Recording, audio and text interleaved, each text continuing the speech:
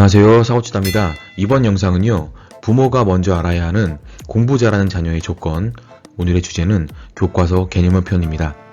꼭 보셔야 되는 영상이니까 집중 부탁드리겠습니다. 그럼 시작합니다. 자, 공부를 잘하기 위한 조건은 정말 많습니다. 그 중에서 하나를 고르라고 한다면 바로 독해력입니다.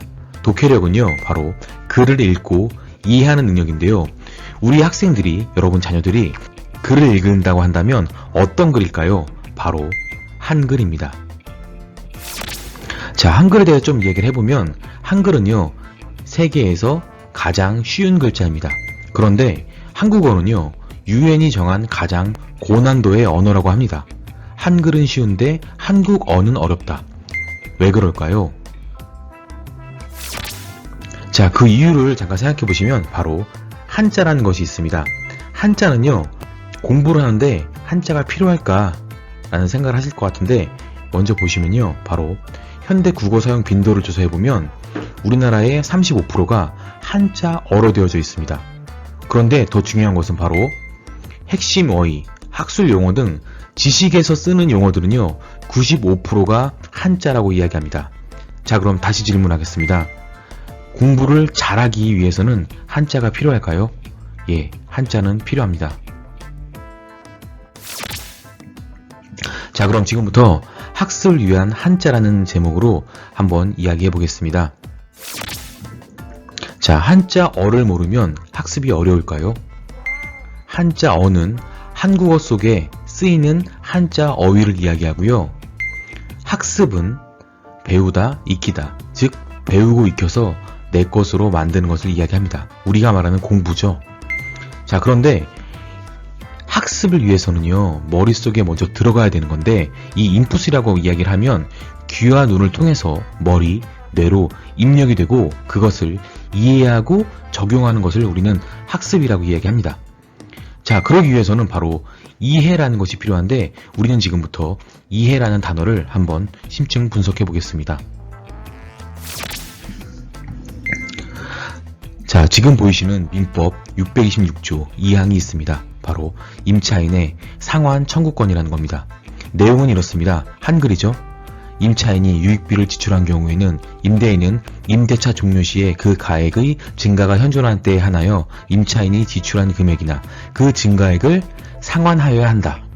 우리가 알고 있는 것처럼 한글인데요, 쭉 읽어버리면 무슨 이야기인지 도통 알 수가 없습니다. 즉 이해할 수 없다는 겁니다.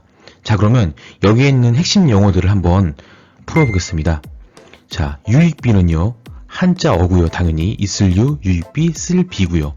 뭐 임대인, 임차인, 그리고 현존, 그리고 갚을 상, 돌아올 환에서 상환이라는 게 돼 있습니다.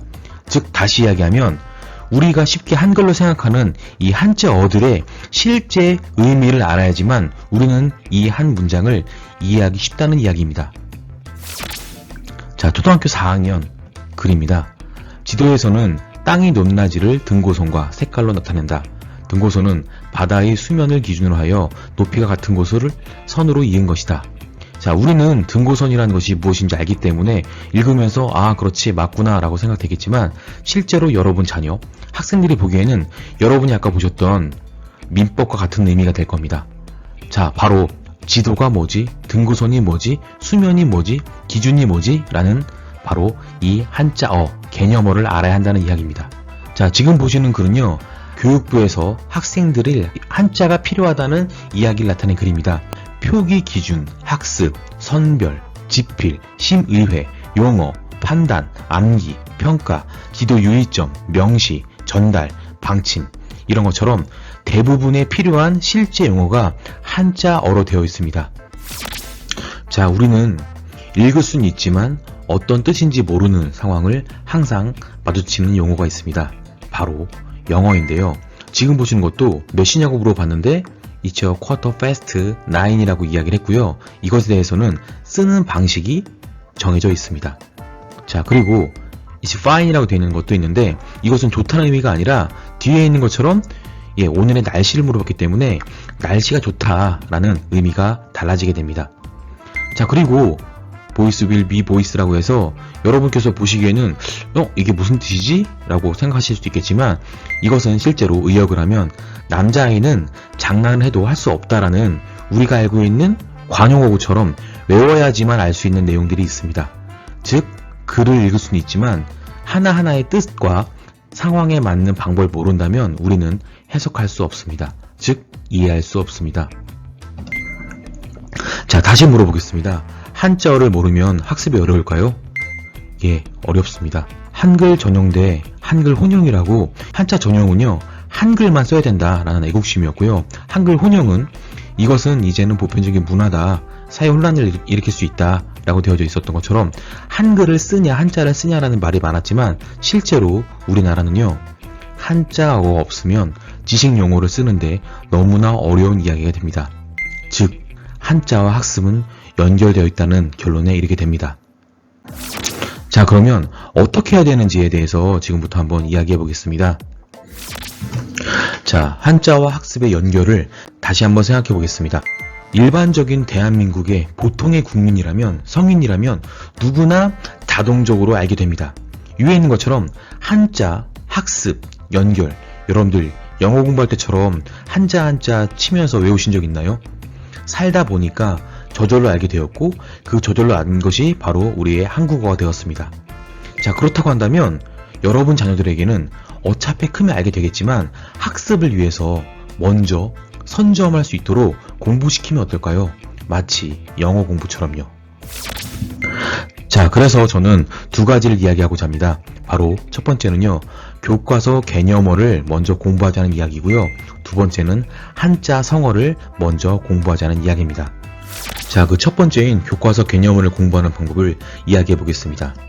자, 지금 여기 교과서가 있고요. 이 교과서를 보시면 지층, 그리고 단층 이런 것들이 써 있는데요. 여러분 자녀와 함께 지층이 뭐지? 라고 해서 한자와 그 뜻을 한번 읽어보면 어떨까요?